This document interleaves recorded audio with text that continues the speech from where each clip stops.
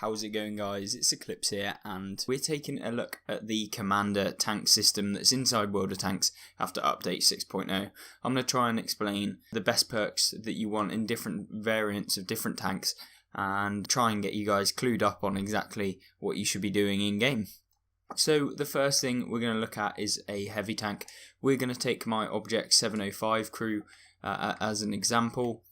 The first perk you'll be wanting on any tank is 6th Sense, irrelevant of the class of tank that you'll be using. This is because it basically lets you know when someone's spotted you, which basically means that the enemy team are going to be able to see you. So that is crucial in basically deciding when and where you should be pulling down from ridge lines, pulling around a corner, etc. If you get spotted, that's usually not a good sign, and you should be aware that someone's going to be able to probably get line of sight on you as soon as you get detected. So that's something you 100% need on every single crew that you have, and it should be your first perk in my opinion, but that's a general consensus from everyone I've ever talked to. The next perk I would suggest is Born Leader, which is basically the old Brothers in Arms. You get a 10% increase to skill effectiveness and crew performance, so that's really good. So any other skills you pick, it will be 10% more effective, and your crew will also work 10% better. So that basically means that anything related to your crew, so say if I've got 25% increase to crew performance when under 10% HP, that'll mean I get a 27.5% increase if I have Born Leader as well. So next perk, I'd recommend rapid loading on any tank that you've got, especially if you've got a big alpha and low DPM. That is definitely a something you want to be picking. Now for the rest of the heavy tank lines, you probably want accuracy. You want the steady aim, because that's pretty crucial, because heavy tanks tend to have terrible accuracy, especially the Russian ones, so that's definitely something I'll be putting on all of my heavy tanks. Next thing, Quick Learner is really not worth it in my opinion, simply because yeah, you get your crew skills faster, but it does take up a perk slot, so that's something I would never recommend, and just waiting that a little longer will mean, you know, you don't have to spend the gold to change that out at the end. Last stand, when you're under 10%, it's a bit of a niche category because you're never usually left on under 10% health for long periods of time, and if you are, it's probably less of a percentage than, you know, if you were to just get a 10% increase in total. So, you know, that's probably not a perk that I'll ever use. It could be used on, you know, tanks that, I don't know, I think it's so situational that it's not worth using as a slot all of the time. Adrenaline Rush, now yet again, it's a very situational perk. It's one of the ones you want to wait until the end before you get it, because yet again it's 15% increase to reload speed when under 10%, so that's another thing I wouldn't recommend ever, really, until, you know, you used to be able to get it on the previous perk system, but it wasn't very good, and it generally was one of the worst or last perks that you'd want to get at the end of your perk grind. So definitely don't have Adrenaline Rush. Iron Mace, so this is the 25% decrease to the effect that distance has on shell penetration ability. So this will be really good for shell rounds like APCR, usually a premium round, but does have standard in some tanks like the UDES line. Generally, the Swedish tanks tend to have premium, have APCR as standard and premium, so maybe that could be something you look at. But realistically, there's a lot more perks that are stronger than that and that you'd rather have. Next one is Deadeye. Now this is 6% increase to chance of damaging enemy crew and modules with AP, APCR and heat. Now, for some tanks, this might be a really good option, such as like something like the tank destroyers, where, you know, you're going to be dealing a lot of module damage, and increasing that module damage and damage to crew will actually mean that when you shoot someone, you're pretty much going to kill someone or something with these heavy guns. So something like a Dreadnought, the tier 7 heavy tank with the 750 Alpha, that will be perfect for its heat shells that it gets as premium ammo. So maybe this is something that you want to take on specific heavy tanks, but I won't be using it on the Object 705A. Gunsmith, so 30% increase to accuracy of a damaged gun. Situational, I'm not going to ever have it because I'd rather have the increases to view range, as you'll see later on. Rapid aim, so 10% increase to turret and gun rotation speed. So this is really nice for those that hate being circled by light tanks. It will just mean that you'll get some more like turret speed and also hull rotation. Or not that you'll just get better turret and gun rotation speed. So you'll be able to move around. Say if you get tracked and a light tank circling you, etc., you'll be able to move around faster. So that's another situational one, but I won't be picking it for this tank. Snapshot. Now this is perfect for a heavy tank. 12% increase to accuracy during turret rotation, so your turret will not bloom as much when you've got this equipped. So that's one I'll be slotting on the Object 705A. Run and gun, not going to have it on my heavy because very rarely will you shoot on the move in a heavy due to the high alpha and high reload time, which means that, you know, if you miss, which you're more than likely going to do in a heavy tank with the accuracy that they tend to get as well, that's something I would not pick for a heavy tank. Clutch braking, this is good for if you're getting circled by light tanks or mediums who have tried to go around you. You can get your frontal armour towards them, or at least keep your frontal armour towards them for a longer period of time as you rotate. You'll probably still be slower than them in terms of rotation, but it's one to keep in mind. I'm not going to pick it though, because there's other ones that, you know, I prefer myself, but I would definitely recommend it to newer players. So definitely something you should keep an eye on. Off-road driving, this is really good for heavy tanks again. It just basically means that you'll be able to turn quicker because your terrain resistances, which are the things that determine how well your handling is on these terrains. So how fast you might be able to turn, how fast you'll be able to go up a hill, etc. That'll change, so increased by 15% on soft terrain. And also 7.5 on moderately soft terrain. So something to keep an eye on, but again, I don't think I'll pick it. But they're these two, clutch braking and off-road driving, are ones you should probably be looking at in a heavy tank. They're definitely two really good options for you. 30% of reduction in full damage, not something I will ever be putting on any of my tanks, but I can see possibly using it on a light tank, but not really. I'm not really aiming to take any full damage when I play the game. So yeah, other than the odd occasion where you yeet over a cliff or something by accident. Next thing is silent driving. It's a good perk, but on my heavy tanks, I'm probably going to be in close quarters proximity anyway, so I wouldn't be taking this with regards to any of my heavies. Maybe medium tanks I would probably keep, or probably have this on there. Tank destroyers, yeah, probably again would have this. It doesn't work on light tanks, so there's no point in picking that if you've got it for a light tank crew. But for my heavy, I'm definitely not picking that. Camouflage Expertise. Now, this one is kind of one of those that you can use as a general perk. So it will basically mean that it will be 10% harder to spot you, so you won't get spotted as easily by any tank because your concealment decreases the chance of getting spotted by light tanks. So that's kind of nice if you're in a tank destroyer or if you're in a medium. Heavy tanks tend to, it's good.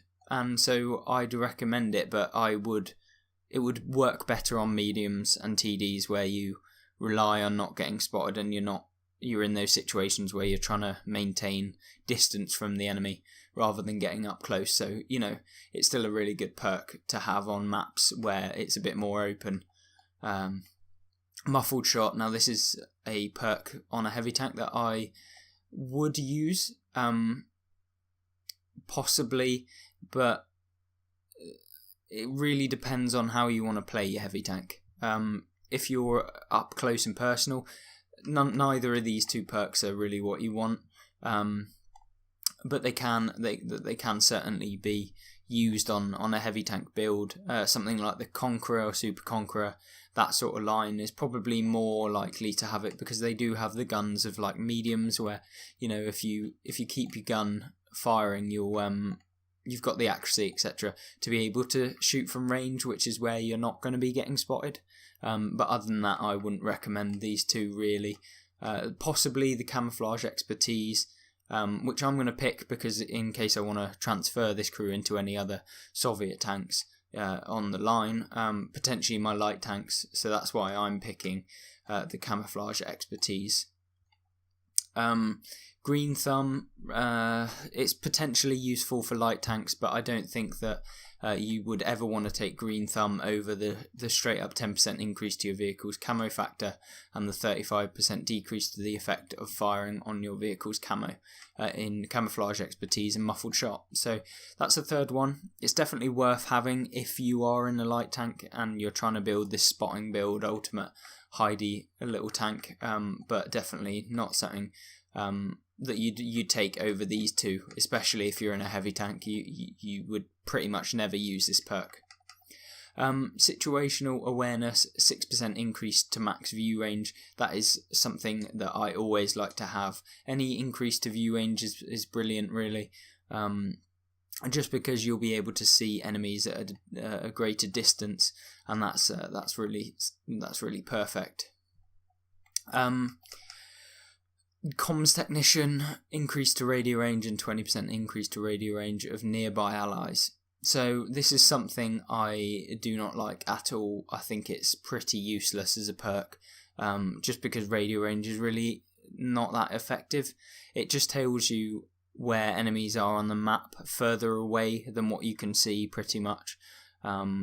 You already have a really good radio range anyway on every tank, so it just becomes useless when it goes above that, and it's going to be tanks that you'll never be able to hit anyway, so that's something I would never ever recommend for any tank, pretty much.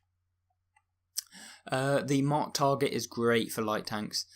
3 second increase to the duration of time a targeted enemy has. So that's basically, if you spot a target, it's going to last for 3 seconds longer. So that's a massive time in which, they could take another hit and you'll get more spotting damage than you potentially would. If you peek round a corner, it means you're not going to have to peek round the corner as often to re-spot enemies, which is perfect for a light tank. And on maps like Prokhorovka, you won't have to crest the ridge as many times to spot the enemies. So this is really, really nice. Supply conservation, I could see this being used on a heavy tank build where you're brawling and you're going to be using your repair kits and med kits, etc. faster, but I wouldn't ever really pick it because I like to be a bit more versatile. I like to have that spotting, and I like to have that camo. I also like to have the accuracy buffs as well, which is really important in heavy tanks, just because they are terrible actually usually. Firefighting, it's a perk that, if you're choosing to not use a fire extinguisher in your tank, then this one's definitely something you should look at, especially if you've got the equipment, that reduces fire chance, then, having this will pretty much count as a consumable, which means you can take something like rations or food, which is just a flat out buff to every single thing in your tank. So, potentially picking this, and the equipment is really good in your heavy tank, just because it will actually free up a slot in your consumables, which mean, you'll get set on fire and it will take ticks, but it doesn't take as much ticks. Although, This is fire extinguishing speed. Yeah. So yeah, that works the same as it used to. So 20% decrease of crew injury. This is potentially useful for those that don't want to take a med kit, but I don't see why you wouldn't take a med kit on this game, because you know your crew's more than likely going to get knocked out still anyway. But yeah, something I wouldn't recommend. Controlled impact. 20% decrease to ram damage and 20% increase to ram damage to enemy. This is something I'm not a fan of. You should not really be ramming tanks. It's very situational, and it's something I wouldn't recommend. It's so situational that you're barely ever going to use this, and that 20% increase is not worth it when you could have, you know, a 5% decrease to all damage received, etc. You've got a fire prevention, which is 33% decrease to chance of fire, similar to firefighting, except this will just stop the ability to get set on fire. So, you know, I'd recommend that maybe over firefighting. But if you wanted both, picking fire prevention first and then firefighting, maybe. Safe stowage increases the ammo rack durability, which means you won't be ammo racked as often, or a quarter of the time less you'll be ammo racked, hopefully. Although that just means that you'll get more health on your ammo rack, so you can still be ammo racked. It just means that, you know, it's going to take longer for people to damage your ammo rack. The last two are general mechanic, which is really good for your heavy tanks, means you won't have to be tracked for as long, and also track mechanic. Track mechanic is almost a must on every single heavy tank that you get, because if light tanks manage to track you in place and get round the side of you, it's pretty much curtains, and you're in an open space anyway. They'll just be able to out-traverse you, and you'll never be able to catch up with them if they're a good light tank player. So trying to increase your track repair speed puts more pressure on them to retrack you, and most players can not really do this very often anyway, so without taking a hit anyway. So yeah, track mechanic and general fixing both combined will make your repairs really, really fast. A total of 35% if you get both of them. But yeah, track mechanic with the 25% increase is really good.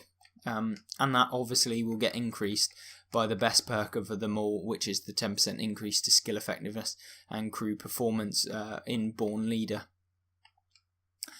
So yeah, I think those are the perks I'd pick on my heavy tank. But I will go through my light tank crew and just give you a slight overview of what sort of perks you want in your light tank. I'm going to leave my last perk because I'm going to decide on what I'm kind of going to use this crew for, because I might use it for spotting in my light tank if I change it out, because I have been using my light tanks and mediums more than my heavies recently, just because I find them a bit more versatile and can move about a lot more. So that's something I'll be keeping in mind for the future. So this is my Russian light tank crew. It's pretty good, really. We've got 6 Sense, Born Leader, Rapid Loading, Situational Awareness for that extra view range, which is so important in a light tank. You need to be out spotting your enemies, or at least spotting your enemies when you see them. Even if you get spotted, you don't want to be getting out spotted in a light tank. That's never good. Muffled Shot.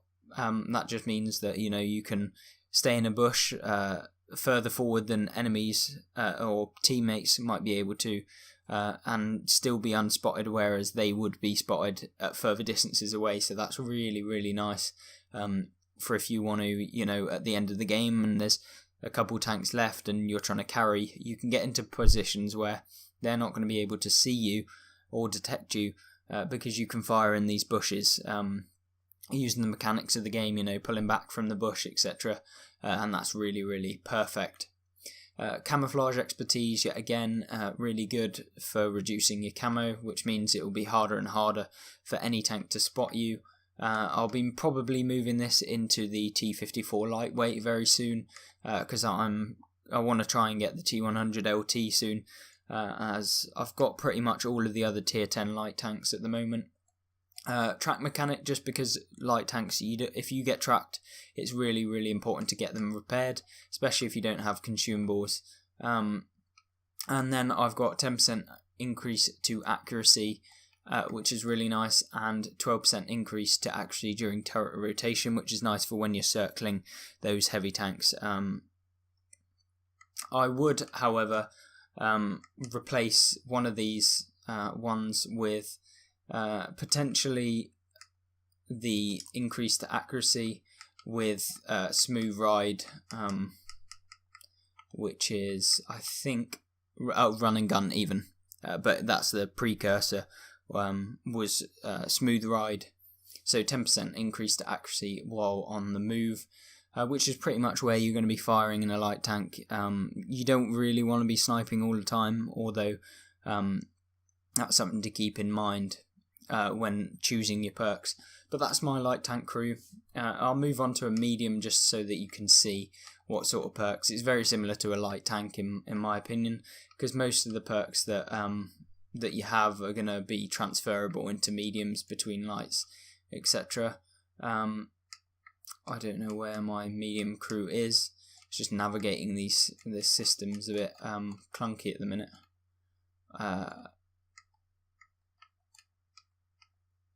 We'll have to use the VKM, I think. This one. So it's basically all of the same crew skills, except you 100% want to be taking track mechanic in your medium tanks, because they have even slower repair times for the tracks. Accuracy buffs, reload buffs, Born Leader obviously, as well as Sixth Sense as well. You want your view range, and also any camo that you can get. I did get Mark Target just because it's nice to get that extra assistance damage for when I'm trying to go for marks, etc. Keeping enemy spotted just means that I'll have a greater chance of, when I do spot tanks, to actually get that assistance damage, which is really nice. But other than that, that is the mediums, heavies and light tanks. Artillery, I have got a crew here. You basically want anything to do with the gun handling. The accuracy, the reload speed, view range is nice just so that you spot anyone that comes to take you out at the end of the game, so you can maybe get one last shot in. You want Born Leader and Sixth Sense. You could say that you might not need Sixth Sense because if you want another crew skill, but then again I'm struggling to find crew skills that I actually want. Muffled Shot and Green Thumb, just because if I want to use this in a light tank crew eventually, that's why I've gone with some of the light tank ones. But for the most part, you don't really need very many crew skills in your artillery. This doesn't have a turret, so you're not going to take a turret. Maybe the French ones you want to be using for that, because of the turret that they actually get from tier 9. I think that they all get a turret tier 9 and 10. The Batchat 155 55 and the Batchat 155 58. So the snapshot is what you want for those two. But other than that, that is everything I can think of. There are tank destroyer ones, but they are pretty much a mix between the any of the view range ones and anything that has the gun handling, so accuracy, reload speed. You still want to every single time get the Sixth Sense and Born Leader every time. That is the two perks you must pick first, because they're the most important. That's because they give you the best bang for your buck. So definitely picking those two is something you need to do. So as an overview, basically, I'm all right with the crew perk system as it is. I get why people are upset. I'm not gonna lie. It was a bit annoying having a load of my crews removed where I had loads of perks and I'd built up a lot of XP and crew XP and used my crew XP boosts, etc. to get all of the crews, and then suddenly they've all been taken away and just used to get basically more crews. But I'm not necessarily against it too much, and this is what the game is now. It's moved forward.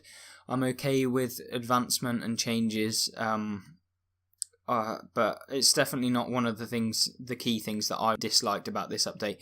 My thing is the in-games. I don't like the fact that the spotted targets that you spot are not constantly highlighted. I don't like that fact. I think that is the one thing that really annoys me about this update.